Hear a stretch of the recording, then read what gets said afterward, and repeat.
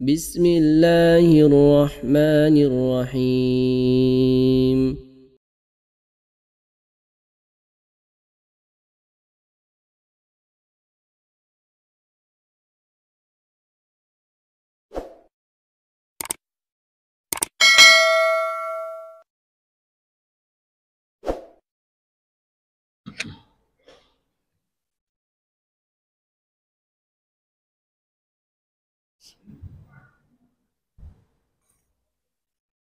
Assalamualaikum warahmatullahi wabarakatuh.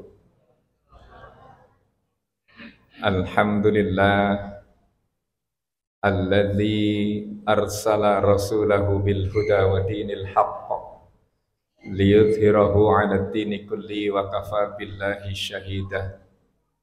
Asyhadu an la ilaha illallah wahdahu la syarika lah wa asyhadu anna Muhammadan abduhu wa rasuluhu la nabiyya ba'dah. Wassalatu wassalamu ala Rasulillah Muhammad ibn Abdillah wa ala alihi wa ashabihi wa man tabi'ahum bi ihsanin ila yaumil qiyamah. Amma ba'du.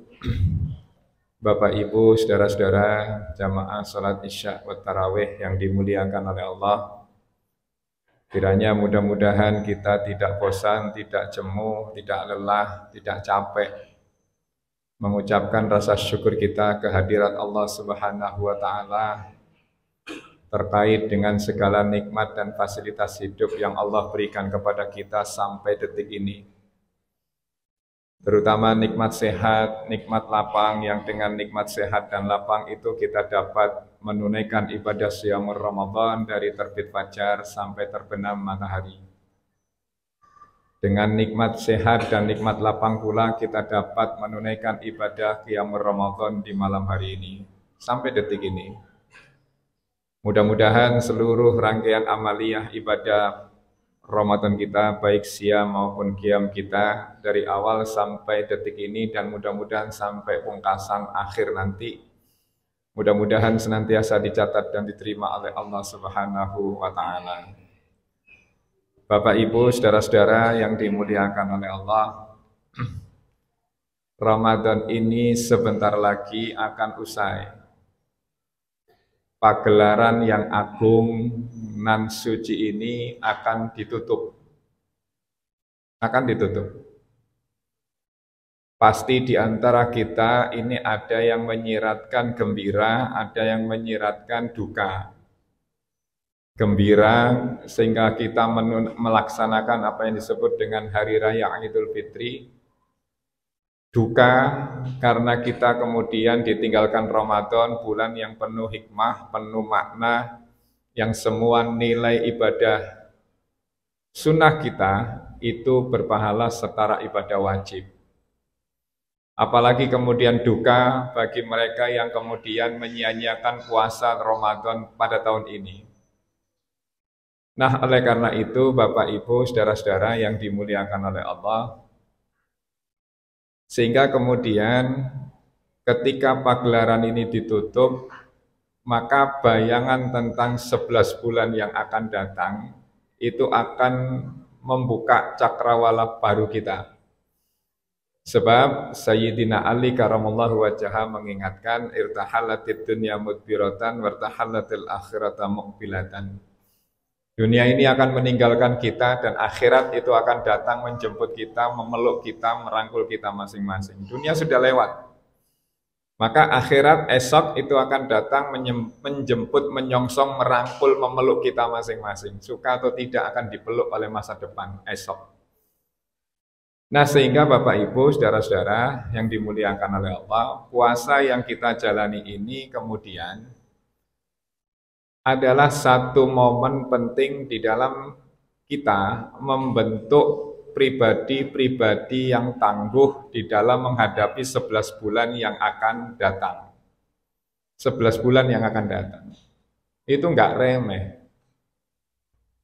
Puasa Ramadan yang sebulan ini saja, itu godaannya luar biasa. Apalagi kemudian 11 bulan itu harus kita hadapi dengan segala pernak-pernik persoalan hidup dan kehidupan yang kita jalani ini.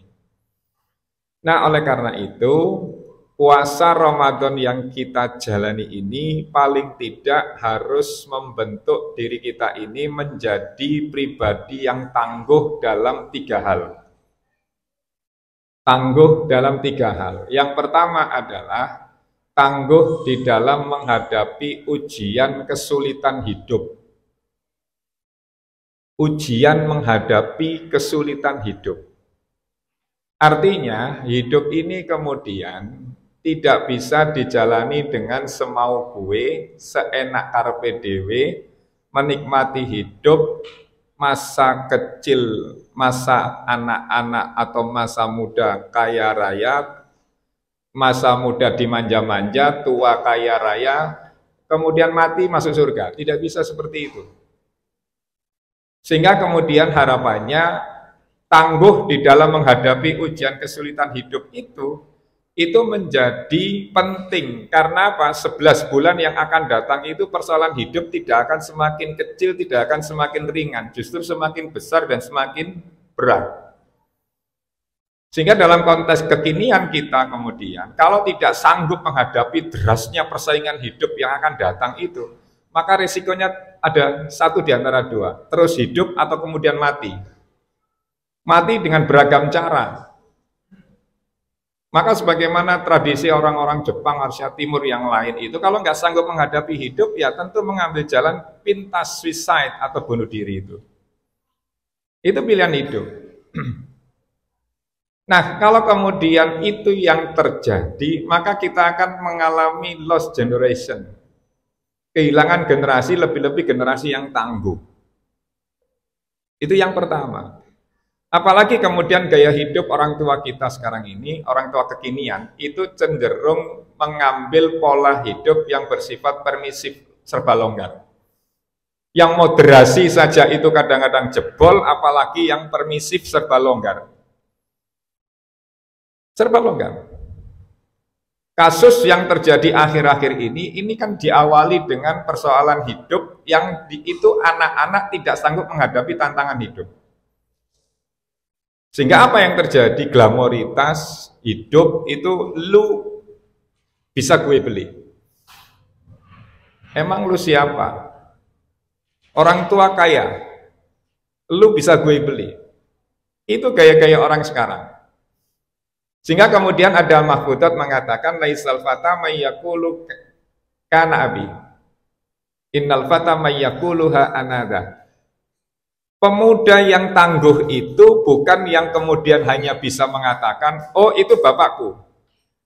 Tetapi pemuda, laki-laki sejati, pemuda yang tangguh itu adalah yang berani mengatakan, ha anada, ini loh aku. Bukan itu bapakku. Ini yang pertama. Sehingga jangan sampai kemudian kita ini meninggalkan generasi yang lemah, dzurriyyatan di'afan. Karena apa? Tidak kita latih ketangguhan di dalam menghadapi ujian hidup itu. Anak merengek langsung disumpel pakai HP, gadget. Nanti anaknya mainan sendiri. Diem sudah. Itu yang terjadi. Anak-anak kamarnya ber-AC, masuk mobil ber-AC, keluar mobil masuk kelas-kelas ber-AC. Ketika kena panas saja sudah harus dibantu sunblock, tabir surya. Karena apa? Khawatir kulitnya meletek. Itu yang terjadi sekarang generasi kita ini. Nggak sanggup menghadapi panas, apalagi derasnya kehidupan ini dengan persaingan yang cukup tajam. Sekolah angel, golek penggawean angel, sarjana itu nggak tahu dirasakan sama sekali. Nah kalau kemudian nggak tangguh, ini loh aku, maka kita akan menghadapi dzurriyyatan di'afan itu. Itu yang pertama. Sehingga wajar kemudian Allah mengingatkan kita itu, apa? Dzurriyyatan di'afan itu. Wal yakshal ladzina law taraku min khalfihim dzurriyyatan di'afan. Hendaknya kalian itu takut meninggalkan generasi yang di belakang hari itu, yaitu keturunan generasi yang lemah. Lemah dalam artiannya apa? Segala-galanya, nggak tangguh dalam menghadapi apapun. Nah maka puasa yang kita jalani ini adalah momentum untuk membentuk kita, diri kita, dan anak-anak kita itu menjadi pribadi-pribadi yang tangguh, nggak cemeng. Didik titik, mbok-mbokan dan sebagainya. Itu yang terjadi. Ini yang pertama. Yang kedua, kemudian Bapak Ibu, saudara-saudara yang dimuliakan oleh Allah, jika yang pertama tangguh di dalam menghadapi ujian kehidupan, kesulitan hidup, maka yang kedua itu puasa ini membentuk diri kita menjadi pribadi yang tangguh dalam menghadapi ujian syahwat. Syahwat kita masing-masing. Iblis boleh jadi dibelenggu, tetapi dalam diri kita ini mengeram syahwat masing-masing itu. Puasa yang sejatinya itu dimaknai menahan segala apapun yang berkonotasi negatif, ternyata justru itu meningkatkan syahwat kita dalam bidang apa? Dalam bidang konsumtivitas kita di Ramadan ini menjadi lebih tinggi dan bahkan lebih menggila dibanding bulan-bulan yang lainnya. Coba. Di Ramadan itu menu apa yang nggak muncul? Semuanya muncul, tapi di luar Ramadan kita nggak pernah melihat makanan-makanan seperti itu. Es cawo nggak pernah minum, kolak juga enggak, macam-macam. Tapi di Ramadan semuanya muncul. Tingkat konsumtivitas di Ramadan ini luar biasa, belum lagi bukber. Hidangan di meja makan tidak sepenuhnya itu habis tersisa, tanpa sisa, tetapi justru tersisa luar biasa banyak. Dan itu kalau dikumpulkan itu sudah berapa ratus juta, berapa miliar itu. Kesia-siaan yang dibangun dari acara berbuka itu. Wah, itu yang terjadi.